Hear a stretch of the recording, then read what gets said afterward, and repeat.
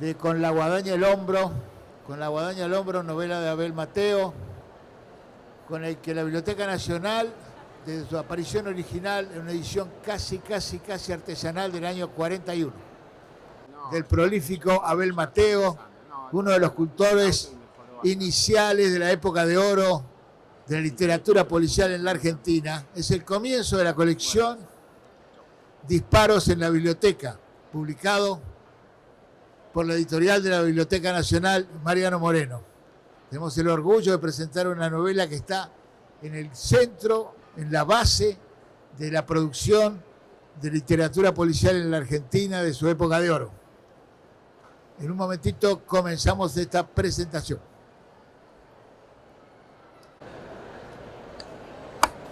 Tenemos la satisfacción de presentar hoy,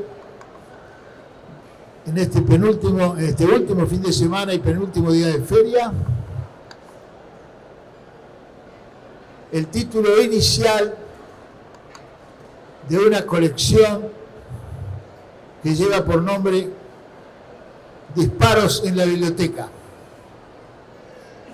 Nos llena de orgullo que hayamos tenido la posibilidad de comenzar esta colección con un título que es verdaderamente uno de los secretos mejor guardados de la literatura policial argentina del siglo XX.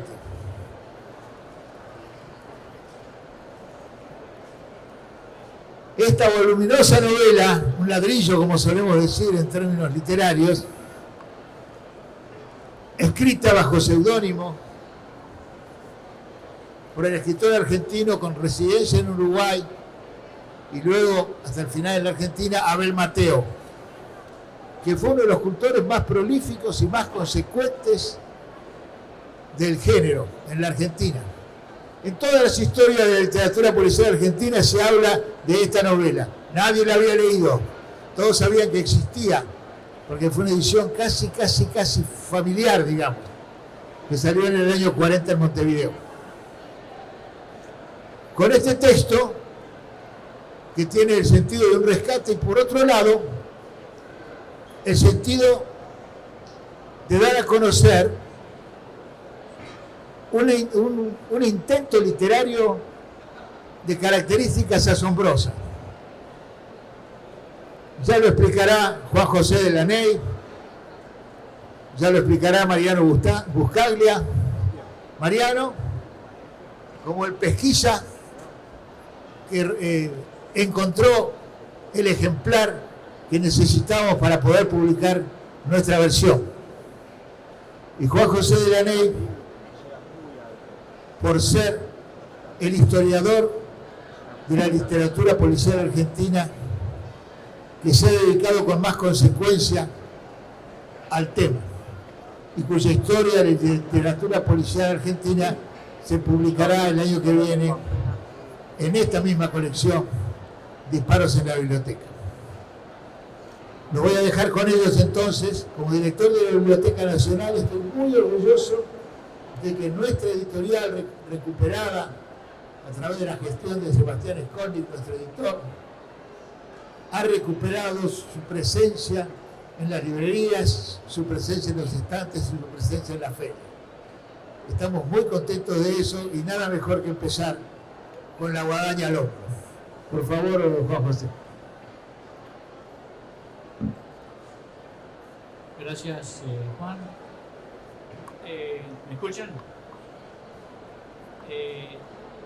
La verdad es que preparé un papel para esta presentación, ignorando que no iba a contar con un escritorio. Así que me arreglaré con el improvisado escritorio que traje, que es mi valijín.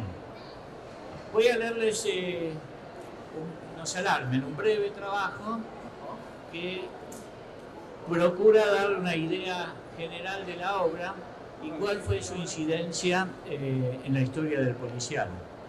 Aunque nunca lo hablé con vos, Juan, sé, porque por lo que te conozco, que tu decisión de arrancar con la novela de Abel Mateo no es arbitraria, y me imagino que no es la única razón el hecho de que fuera inconseguible. Ahora cuando lean mi trabajo,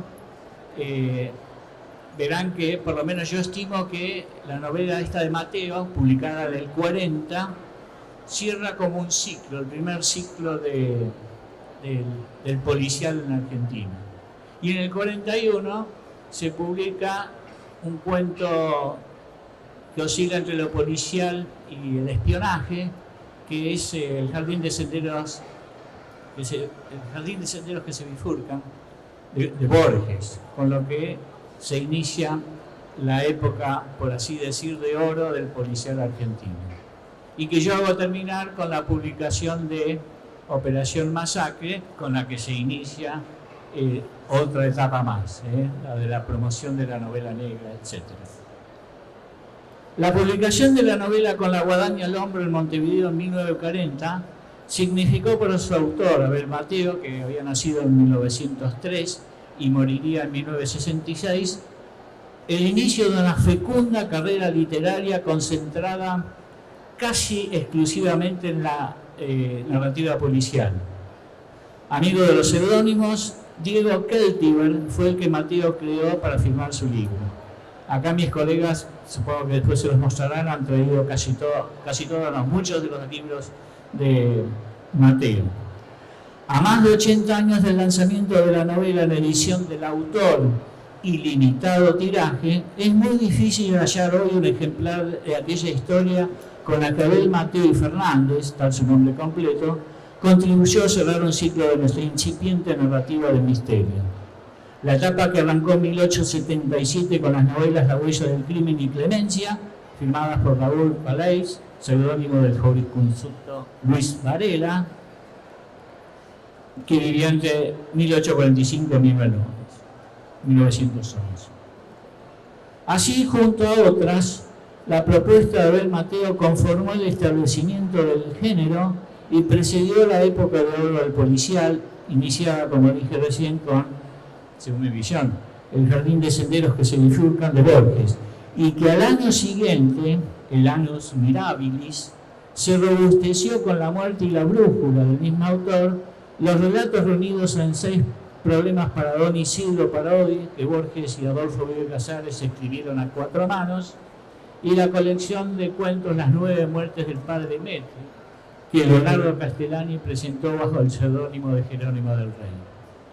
En efecto, Abel Mateo, junto a Sauli Lostal, autor del Enigma de Calle Arcos, Jacinto Amenábar, alter ego del periodista Alberto Cordone, creador de la novela El crimen de la noche de bodas, entre otros, a los que se deben sumar los cuentistas Víctor Juan Guillot, Roberto Ar, con sus publicaciones en los medios masivos, El Hogar y Mundo Argentino, Nicolás Olivari, Alfonso Ferrari Amores y Enrique Anderson Inberg. Todo esto marcó el final de una etapa de formación en que convivieron la traducción, la imitación, el homenaje y la parodia. Algunos hasta hablan de plagio, estableciendo así la incorporación de la narrativa policial en nuestra cultura. La obra de Abel Mateo acusa la clara influencia de los escritores Gilbert Chesterton y Van Dyne, y también de Ellery Queen, que, como sabrán, es un solo nombre, pero 2 eran los autores, que eran primos entre sí. Novela extensa, con la guadaña al hombro, se inicia con el asesinato de una mujer que acaba de modificar su testamento. Previsiblemente, la sospecha sobre la autoridad del crimen recae en los nuevos beneficiarios. Siguen sucesivos homicidios y en el lugar de los crímenes el asesino dispone siempre un simbólico juguete. Las muertes y su impacto aparecen despojados de dramatismo debido, acaso, a la atmósfera trascendente que capea en la obra toda. Según tal visión, la muerte es una instancia más de la vida, no necesariamente la última. Abel Mateo era un hombre religioso y entiendo que profesaba la religión católica. Eso se nota en esta novela, en la que abundan las reflexiones filosóficas y teológicas. Un breve noticiario, estoy hablando del libro, ahora firmado por el ficticio Marcial de Areva, padrino de Diego Keltiver, testigo de hechos y discursos, el dueño del diario Prensa Gráfica, cito, que llenó un papel interesante en el desarrollo de los acontecimientos, declara el modus operandi de la escritura de esta ficción y brinda algunas claves. En línea con su admirado Van Dyne, el filósofo que abandonó la metafísica para consagrarse a la composición de notables novelas de misterio, en cuyo famoso reglamento, él dio un reglamento de 20 normas para escribir un buen policial, señala que el narrador debe practicar el fair play con el lector. Es decir, jugar limpio con él de manera de que tenga las mismas posibilidades que el detective para resolver el enigma. El periodista especifica que en la novela se han incluido todos los detalles y pormenores del asunto tratado. Admito humildemente que, aunque yo tenía todos los elementos para saber quién era el asesino, no lo pude adivinar. No habrás estado atento. No habrás estado atento. Sí. Pensá que estaba pensando cuando decías eso, Juan José, que es el mismo tipo de recomendación, o el mismo tipo de aclaración que realiza Rodolfo Walsh en la escritura o presentando los cuentos de Variaciones en Rojo, en su primer libro de cuentos del año 53, que precisamente está dentro de esta escuela de detección pura. Incluso le avisa al lector cuando llega a determinado espacio, bueno, acá, a partir de este momento, vos ya podés saber quién es. Tenés todos los mismos elementos que tiene el detective. Así lo dice Rodolfo. Y no hay otra cosa más. El libro, no sé si lo vas a decir ahora, con la guadaña al hombro está lleno de esquemas, lleno de dibujos, lleno de referencias gráficas para orientar al lector. Planos. Transcurre todo en Buenos Aires. Transcurre todo en Buenos Aires, en el barrio norte. Están los mapas, en el plano de la ciudad, están los esquemas de las casas, ¿no? Es verdad, y todo eso ha sido reproducido en esta nueva edición. Era bastante común en las novelas del primer periodo, que, como dice Juan, incorporaran al texto mapas, gráficos, dibujos, y eso mismo hace también Mateo. Entonces Mateo acá respeta una de las 20 normas de Van Dyne, en la cual hay que darle al lector todos los elementos para que él pueda descubrir por su cuenta quién es el asesino.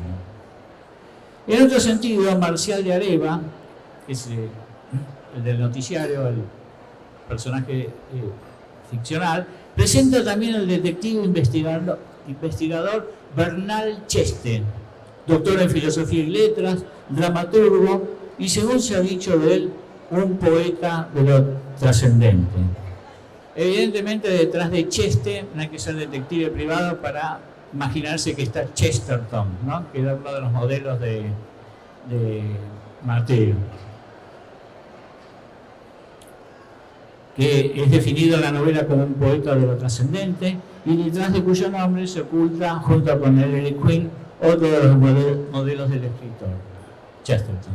Cheste es primo del narrador testigo y lo más importante que aquí se predica de él es que hay un terreno en el que parece terriblemente original, las ideas religiosas. Con la creación de este detective, Abel Mateo se suma a la lista de autores que, en la práctica del género, acudieron a la parodia.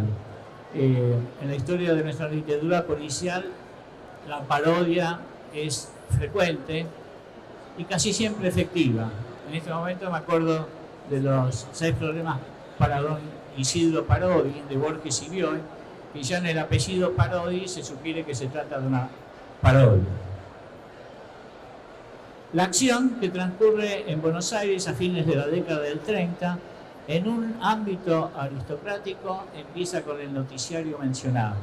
Lista e identifica a los personajes y presenta el recorte de una noticia periodística tomada de Prensa Gráfica, denominada Trágico desenlace de un relato sensacional.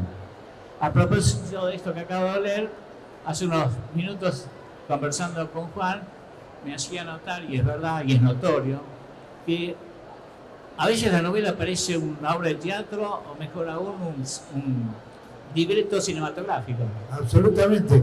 Fíjate que cuando describe el contenido de la novela, Abel Mateo lo llama un cinedrama. Es un cinedrama en 6 actos y un epílogo. Es decir, que la estructura de esta novela tiene muchísimo que ver con lo visual y con la representación. Está dividida en actos. Se trata en el fondo de escenas sucesivas, ¿no? Hay material en esta novela como para 5 novelas distintas. Sí. Hay 5 crímenes, o por lo menos 5, ¿no? Y cada uno de ellos en sí mismo requiere una investigación especial, tiene una explicación muy compleja, es como si cerrara varias veces dentro de una estructura mayor. Hay un alarde de ingenio, de imaginación que no es nada frecuente, ¿no? Es verdad. Con este material unos habrían escrito 12 novelas por lo menos, este las incluyó todo en una sola. Con la guadaña al hombro es una historia verosímil animada por actores también creíbles, pertenecientes a familias distinguidas de la clase alta. El mencionado Chester, cuya voz impostada remite al padre Brown de Chestertoniano, inicia los prolegómenos de la investigación. Lo hace pese a que están presentes autoridades oficiales como el inspector y el comisario, víctimas de la sagacidad del investigador amateur, que los humilla o ridiculiza en una tradición que se remonta a los orígenes del género. Esto es verdad, ¿no es cierto? En el sentido de que hay muchos textos extranjeros de ella, pero también nuestros, en el que el detective aficionado aparece como de inteligencia superior y de mayor sagacidad que la institución policial.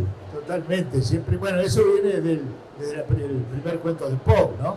El caballero Dupin es el investigador inventado por Edgar Allan Poe, que fundó la literatura policial, es mucho más inteligente que toda la policía de París, y él se dedica en términos amateur a eso. Es lo mismo que hace Chester, ¿no? Nuestro Bernard Chester. Asistimos además al lugar más o menos común por el cual uno de los sospechosos es el mayordomo. Ese es un clásico, ¿no? Que el asesino era el mayordomo. En una normativa, creo que es la de Knox, dice las cosas que no se deben hacer. Y ahora recuerdo, bueno, el asesino no debía ser el mayordomo y por no sé qué razón tampoco podía ser un chino. Tampoco podía haber pasajes secretos que se revelaran al final, ni venenos raros. Pero hay muchas más. Así sí, bueno, eso ya lo dije. También hay esquemas, que lo que mencionó Juan, planos y un cuadro genealógico, complementos más o menos frecuentes en los modelos clásicos. Citas en latín por parte de Chester y del juez constituyen realmente una rareza dentro del texto, que uno se imagina que tiene como un destino popular, y no se espera de esos destinatarios que sepan latín y puedan interpretar los dichos de juez y de Chester. Aquí Mateo hace gala de su enorme cultura. Otro aspecto importante de la novela es lo religioso, que atraviesa toda la narración. De hecho, el acápite de la historia consiste de una cita tomada del Evangelio de Mateo, que dice así: porque nada está encubierto que no se haya de descubrir, ni oculto que no se haya de saber. Hay otras, por ejemplo, si mal no recuerdo, este es el texto, ¿no? En cierto capítulo del libro de Job, dice Mateo, el narrador en realidad, se cita una frase parecida a esta: él puso un sello en la mano de todos los hombres para que cada uno reconozca sus obras. Y acaso la más significativa, la agustiniana, proferida por el investigador Chester, que en la toma de las confesiones de San Agustín. Y esta es la cita: me pasa lo que a San Agustín. Y cita a San Agustín: si no me lo pregunta nadie, lo sé, pero si intento explicarlo, ya no lo sé. Eso nos pasa a muchos en la vida, que creemos saber cosas, pero que no las podemos explicar. Y bueno, es la profesión de fe de Agustín, ¿no? Es maravillosa, ¿no? La confesión de San Agustín. Son referencias que, más allá de la intención, contribuyen a cierto ambiente gótico en el que imperan la oscuridad, los cirios, las puertas que encierran misterios, la noche, elementos que promueven en uno de los protagonistas la idea de que esa casa, aquella en la que se cometieron los asesinatos, es el nido del pecado. En otro sentido, importa señalar y destacar que la época en que el autor compuso el libro, durante el año 1939, según se indica al final, y que es por otra parte aquella en la que situó la acción, se corresponde con la denominada década infame, periodo decisivo de nuestra historia nacional que empezó con el primer golpe de Estado cívico-militar que, encabezado por José Félix Uriburu, derrocó al presidente radical Hipólito Yrigoyen. Hay más de un dardo de corte político en la novela de Mateo. Por ejemplo, dice Chester: pues yo había llegado a suponer que el fraude electoral era una institución legalmente consagrada en este país.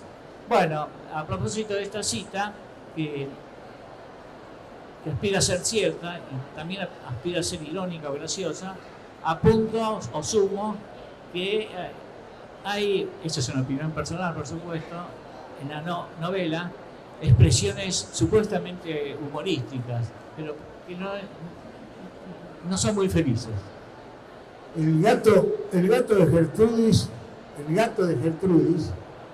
se llama Benito. Así, qué nombre raro.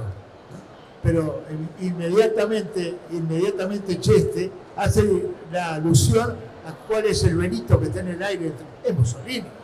Es el gato de Mussolini, digamos.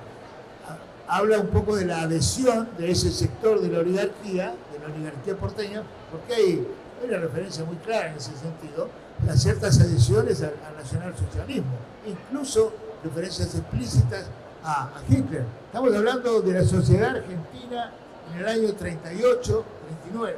Él empezó a escribir siendo un pibe en el 37, la terminó en el 39. Son las vísperas inmediatas a la Segunda Guerra Mundial, ¿no? El nacionalsocialismo y sus socios locales es una ideología que estaba proliferando en amplias capas de nuestra sociedad. Aparecen claramente identificados en la secta, que son exactamente en la mitad de la novela, exactamente en la mitad, pero justo, ¿no? Es casi matemático, y rompe la secta. Y rompe el tema de una secta que da otro sesgo de lectura a la totalidad de los crímenes, ¿no? Precisamente sigue esto.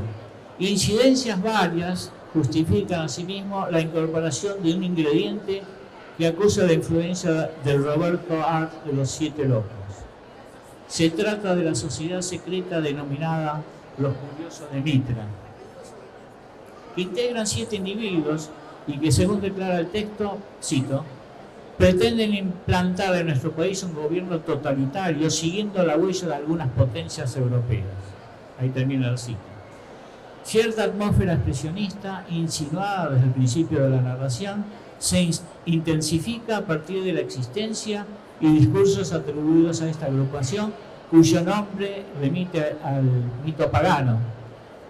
Entiende que es evidente la decadencia de la civilización llamada occidental, anticipa tiempos catastróficos, como dijiste vos, inmediatamente de la Segunda Guerra, y declara que el país tiene una responsabilidad continental y la nación una misión redentora, por lo que debe crearse el imperio a costa de las repúblicas que carecen de genio guerrero.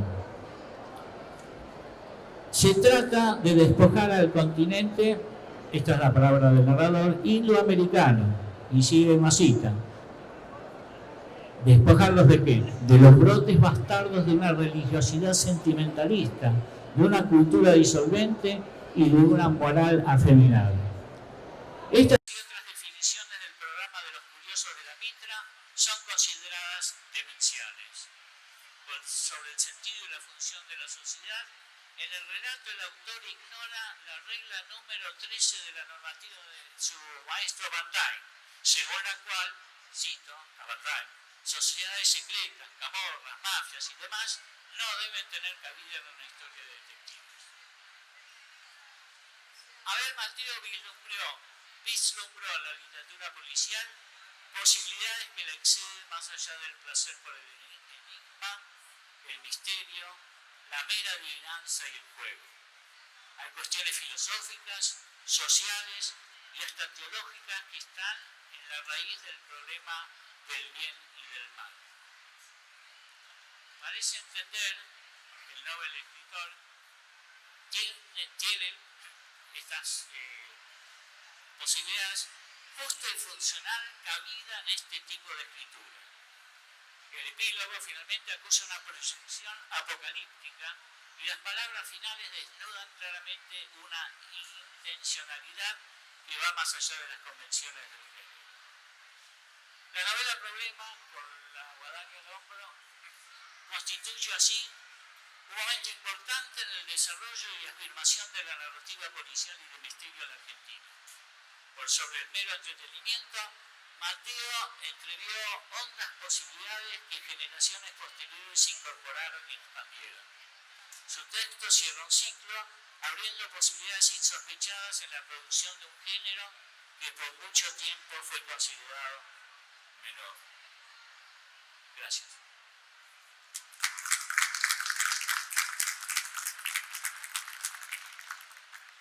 Me parece, y cuando mencionabas a Art al pasar, cuando hablabas de la presencia de sociedades secretas, es un fenómeno que en los años 30 prolifera mucho en nuestra narrativa. Y en un escritor marginal o casi desconocido en esa época como era Abel Mateo, coincide en su temática libre, originaria, en su forma de su cultivo de una forma poco transitada, con tipos como Fillol, una novela como Caterva, por ejemplo, de Fillol, que es de la misma época, creo que de 37, una novela que también pasó absolutamente inadvertida, porque Juan Fillol fue un escritor cordobés de Río Cuarto que editó un montón de novelas en los años 30 que distribuía solo entre sus amigos porque eran realmente impublicables por razones de todo tipo. Entonces, era una distribución, bueno, en Caterva, una novela anarquista, digamos, con una base, hay también la presencia de ese tipo de complejidad de narrativa. Es decir, que hay todo un conjunto de obras narrativas en la Argentina de aquellos años, en la cual la figura más emergente y anómala pero reconocida es la de Art, que cultivan un tipo de narrativa muy diferente a todos los modelos que habitualmente se manejaban, o que eran lo que se debía escribir, digamos, suponiendo que había un modelo europeo ya medio existencial de novela, un tipo de narrativa social que ya estaba aceptado en Europa. Esto se agarra para cualquier lado. En ese sentido, siendo una novela de género, es una novela que aporta cosas que otras no. Me parece a mí, ¿va? Sí, yo creo que el arrastre de Mateo con lo sectario y este tipo de conciliado y cosas que va mechando, pero viene tal vez de la literatura de folletín, de lugares donde él tal vez veía, ¿no? Para inspirarse, a pesar de que era un lector de obras clásicas. Se percibe, ¿no?, en la formación que tiene. Mariano, ¿cómo llegaste a Abel Mateo y a esta novela? Porque le debemos a Mariano la pesquisa. Y esto es una manía que compartimos con algunos amigos de buscar siempre las novelas o los textos de literatura argentina que no han quedado como fuera de la mirada, de las investigaciones, ¿no? Que siempre son citas, pero nadie las ha leído, que son difíciles de encontrar porque terminan por ser despreciadas, no sé, por motivos. Y esta es una novela muy difícil de encontrar, primero porque no está en ningún lado, y además porque nadie sabía nada de Abel Mateo. De Abel Mateo no había ningún dato, ¿no? Muy poquitos datos. Recuerdo que un amigo estaba escribiendo un ensayo sobre cine y literatura policial, no podía encontrar el simple dato de cuándo había muerto Abel Mateo. Sí. Bueno, yo tampoco. Y el que me lo reveló finalmente fue Mariano, que murió en el 66. Bueno, estas cosas se encuentran investigando, conectando, finalmente terminás encontrando algún familiar y das con las fechas y con algunos datos anecdóticos de quién fue este autor. Este tipo fue, como tantos autores de aquellos años, escribió tangencialmente, o sea, no participó de lo que eran los grandes grupos literarios de aquellos días. Siempre como que quedó en una escala B, ¿no? Y eso pasa cuando, creo que es Rodolfo Walsh que dice en la antología que él hace de 10 cuentos policiales, que dice, bueno, para otra antología vamos a publicar a Ferrari Amores, y empieza a citar un montón de autores que siempre han quedado relegados. En este caso entró Mateo, pero digamos no entró bien en el canon, ¿no? Entra como una cita, pero no entra como alguien que lee, no lo lee. La crítica no lo lee. Y además recuerdo que en una de sus cartas Walsh, pese a que lo incluyó en la antología, siente cierto desdén por Mateo, en el sentido de que admira lo prolífico de su trabajo, pero como que siempre le faltan 10 centavos para el pez. Eso lo dice en una de las cartas. Pero aún así, como acabas de señalar, incluyó en esa antología pionera. La antología de la que estamos hablando es un libro que es esta, la edición original, es un libro fundamental porque es publicado en el año 1953, hagan la cuenta, 70 años atrás. Realizado por el joven Rodolfo Walsh, bastante anterior al que investigó y escribió Operación Masacre, cuando escribía solo cuentos policiales bastante parecidos en el estilo al de Abel Mateo, que incluyó en una antología a los cuentistas policiales argentinos más conocidos y más famosos de la época. Es la primera vez que se publicaba una antología de autores de nuestro país. Y en ese lugar aparece un tal Almetax Mayfer. ¿Quién era ese? Abel Mateo, que siempre publicó muchos casos con seudónimos, incluso con 2 o 3 seudónimos distintos dentro del mismo libro. Uno escribía con un seudónimo, escribía la presentación, con otro seudónimo. Claro. Como muchos autores que han quedado ocultos tras sus seudónimos, ¿no? A medida que corren los años no se enfocan la atención sobre estos literatos. Lo que ocurre es que si los tipos encima han laburado mucho con seudónimos, se pierde el rastro de quién fue, ¿no? Y en el caso de Abel Mateo creo que había muchos investigadores o muchos lectores que no podían relacionarlo a Meltac Mayfer con Abel Mateo, a pesar de que la conexión es bastante clara. Y no solo era que tenía ese seudónimo, tenía como casi 8 seudónimos o 10 seudónimos, y como vos bien decís, en el mismo libro utiliza tal vez 3 seudónimos, uno para escribir el prólogo, otro para las notas, otro para lo que fuera. Y esos seudónimos además tienen un motivo, es decir, por ejemplo, Walter Ego era el que escribía los prólogos, Gale de Fulanes era el seudónimo de él para textos humorísticos, después tenía otros seudónimos para diferentes cuentos policiales. Era un tipo muy particular que él mismo buscaba dejar pistas de su labor, ¿no? Y que el lector lo encontrara, no facilitaba la forma de leer. Esta cuestión de los seudónimos tiene que ver también con que en aquella época, y hasta no hace mucho, el género policial era considerado de segundo nivel, de segunda línea, era literatura pasatista. Entonces escritores que por ahí querían llevar adelante una vida literaria seria recurrían a estos seudónimos. Me acuerdo de dos bastante graciosos. Había uno que firmaba como Edgar Rice Guinness, que además elegían nombres sajones porque digamos que los maestros de género estaban en ese mundo. Y Edgar Rice Guinness era Ricardo Ruiz de Iñazú. Es un amigo mío, Juan Jacobo Barjantía, firmaba como John Butterfield.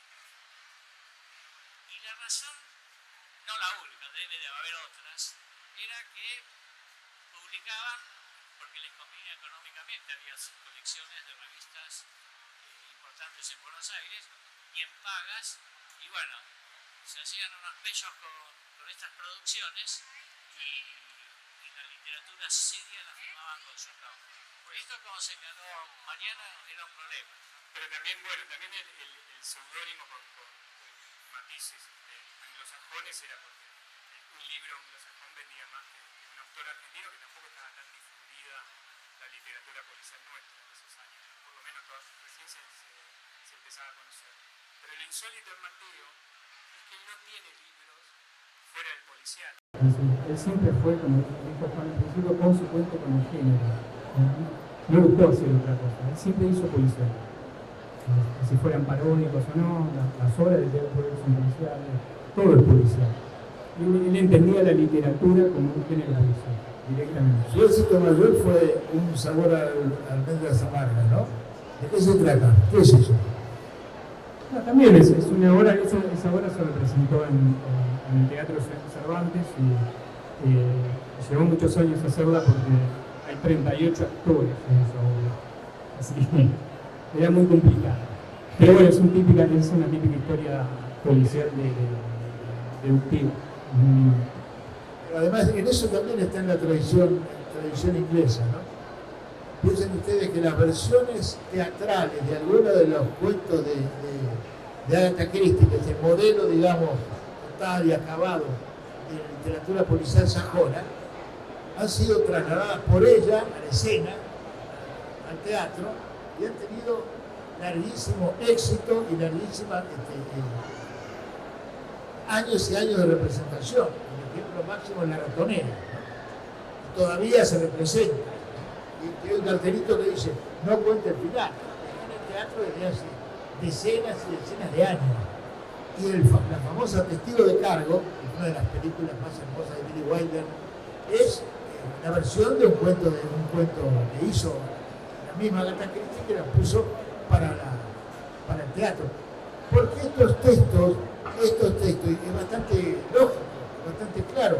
No podés llevar al teatro una novela de Hammett o una novela de Chandler, que los personajes andan continuamente a los tiros por la calle, muchos escenarios. Pero sí podés llevar una investigación a la inglesa, que todo transcurre en 4 o 5 habitaciones en las cuales el detective va eligiendo esto sí, aquel no, y el crimen siempre sucede fuera de cámara, no adelante, sino alguien viene a contar que apareció un muerto. Entonces, en este caso, él cultivó en una obra teatral muy compleja, con 30 y pico personajes, este tipo de obra teatral policial, que no es muy frecuente en el teatro argentino, muy poco, ¿no?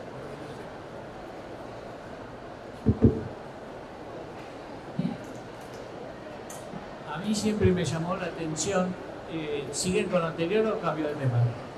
Lo que quieran. No, tras haber leído casi todo vos en ese bolso tenés originales que nunca se publicaron, inéditos.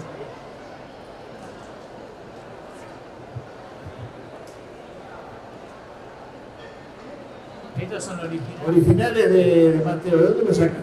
Inéditos de Mateo, ¿de dónde lo sacaste? Eso nada que preguntar. Estos son, a ver, Mateo, como era muy prolífico, dejó mucho material sin editar. Y estos son textos continuaciones de los libros de cuentos del asesino. Él murió en el 66 con 53 años. Bueno, y él escribió muchísimo, dejó los últimos 6 años de su vida, se dedicó a escribir un ensayo filosófico, ahí salió del policial, y son como dos cajas gigantes, no sé, son miles de páginas directamente. No sé, nadie lo leyó eso, nadie lo vio, compartía, pero no sabemos qué es, porque si bien escribía, ¿viste? En las revistas, tenía como secciones así sobre... secciones fijas en la revista.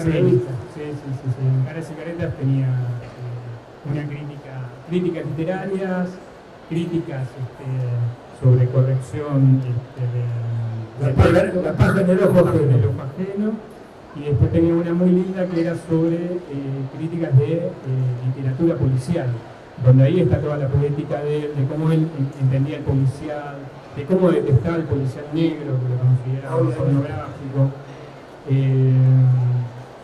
Y también tenía una sección de interpretación de sueños, que es muy linda esa, y de horóscopo.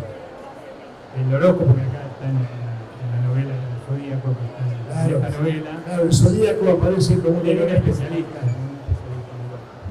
Bueno, yo me animo a tirar una hipótesis, que los autores de los 6 problemas para Isidro Parodi, es decir, Borges y Bioy, con el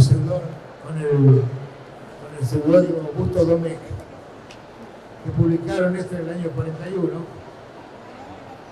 habían leído la novela de Mateo, habían leído este texto. Un cuento como el primero,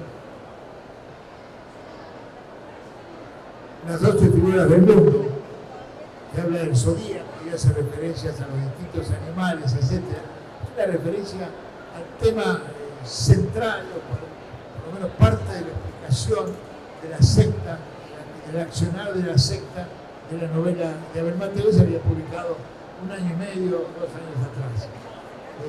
El tratamiento minucioso, exagerado de Abel Mateo linda con la parodia. Es consciente de lo excesivo de lo que está haciendo. Lo que hicieron Bioy y Borges es darse los mismos gustos que Mateo, pero avisando que era un chiste. Pero el placer de la vuelta del retruécano, de la vuelta argumental compleja, jugar con las pruebas y con los personajes, es el mismo. Hay un lugar de sintonía, una mirada irónica en el fondo, una mirada jocosa, una mirada muy lúdica, que además no quita lo político, no quita lo sarcástico, no quita el comentario social, que la comparten. Yo creo que la comparten. Hay una mirada, incluso aunque ideológicamente no estén en la misma vereda, pero la comparten. Es una mirada muy inteligente. Lo que suman Borges y Bioy es que también es paródico la escritura, cosa que no sucede en Mateo, y que cuando trata de lograrlo con supuestas salidas ingeniosas de Chester, no le sale bien. Pero bueno,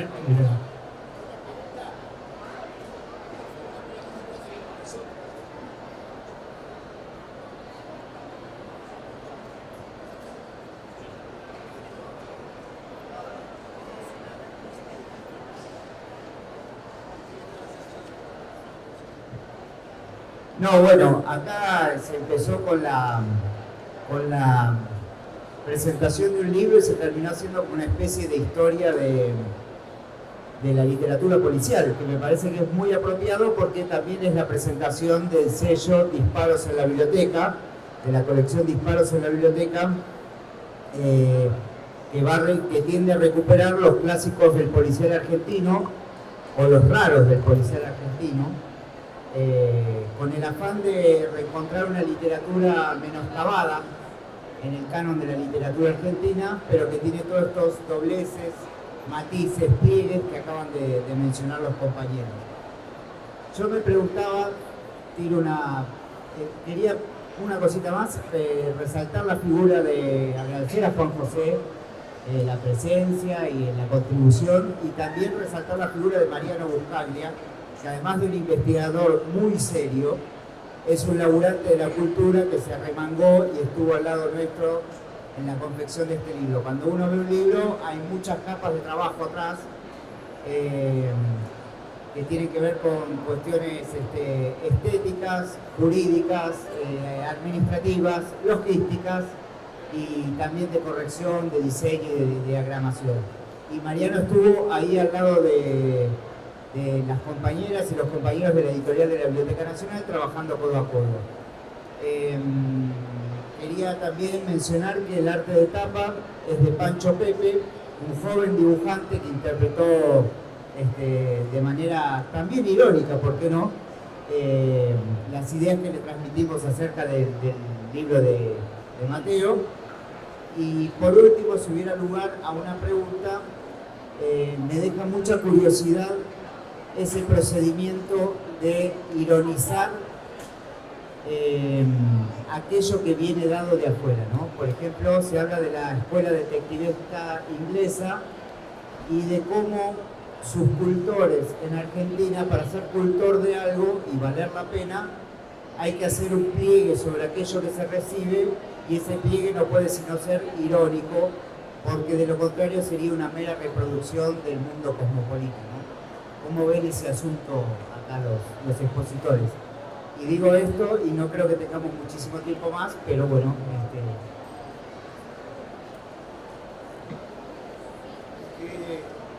Bueno, el que habló es Sebastián Scorni, que es el editor jefe de la editorial de la Biblioteca Nacional. Lo que dice el ruso, perdón, el compañero Sebastián Scorni, referido al uso que se realiza en Argentina en determinado momento cuando uno trabaja con modelos anteriores prestigiosos. Es cierto, es muy cierto. Digamos, en una etapa distinta del policial, digamos, a partir de fines de los 70 en adelante, los que algunos nos dedicamos a trabajar con materiales del género negro norteamericano, con el gordo soriano con Triste y Solitario y Final, trabaja con los personajes, con el detective, con Marlowe, trabaja con Chaplin, trabaja con el gordo del flaco. Es decir, hay una utilización de materiales ya consolidados en la cultura y un tratamiento distinto. Este tratamiento distanciado puede ser humorístico, puede ser irónico, y muchos de los que hemos cultivado o escribimos policiales, nos dedicamos a eso, siempre hay una distancia, una referencia libresca a los modelos a partir de los cuales hemos empezado a trabajar, las tramas y los personajes. ¿No es así? Yo creo que es el puente para darle verosimilitud al abordaje que vos le das a esos textos, tomar una mirada, una distancia o irónica, o después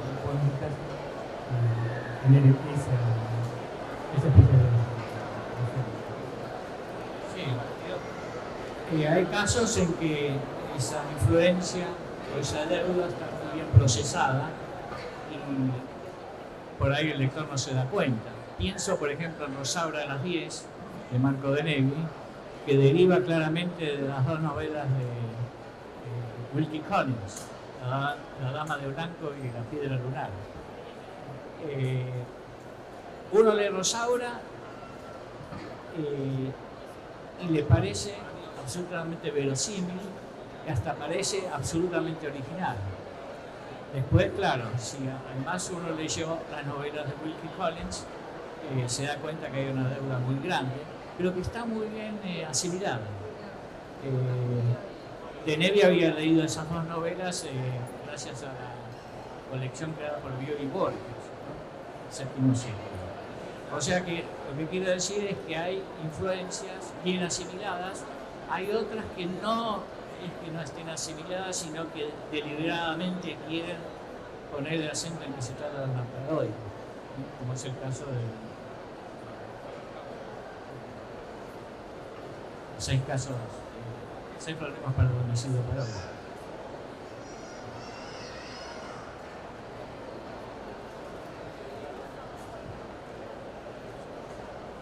No, del Mateo, Juan me pregunta a qué se dedicaba. Es bastante sinuoso el tema ese porque no sabemos muy bien siempre fueron, lo que sabemos es escaso. Por un lado trabajaba en MC como una especie de la editorial MC como lector, como traductor, también trabajó en el Consejo Agrario, no sabemos bien qué puesto ocupaba ahí, pero eran todos trabajos que hacía al mismo tiempo y con eso, bueno, se ganaba el mando, ¿no?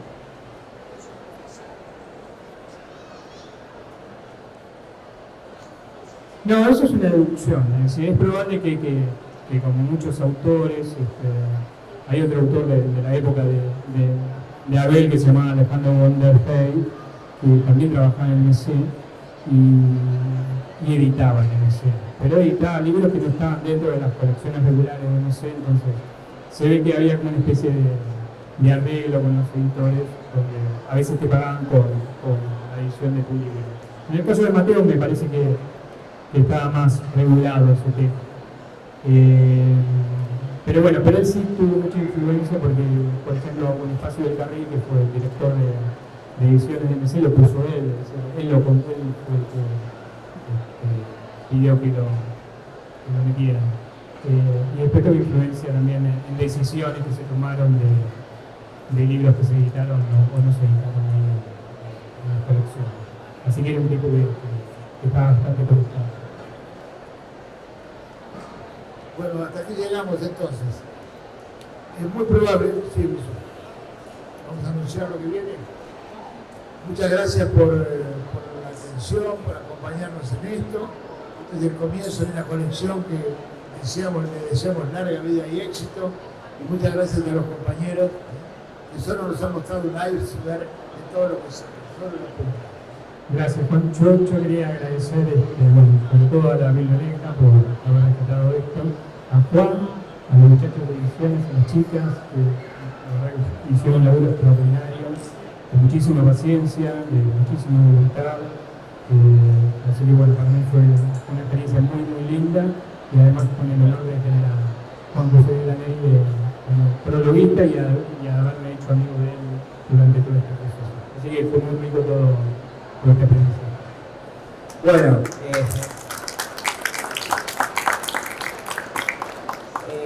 para los que quieran adquirir el libro se encuentra del otro lado de este muro. Está el stand de la Biblioteca Nacional, donde pueden encontrar todas nuestras publicaciones, que son publicaciones a precios muy cuidados,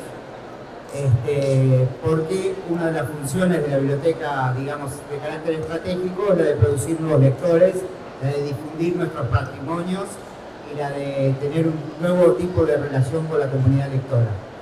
Esta tarde vamos a presentar dos novedades más.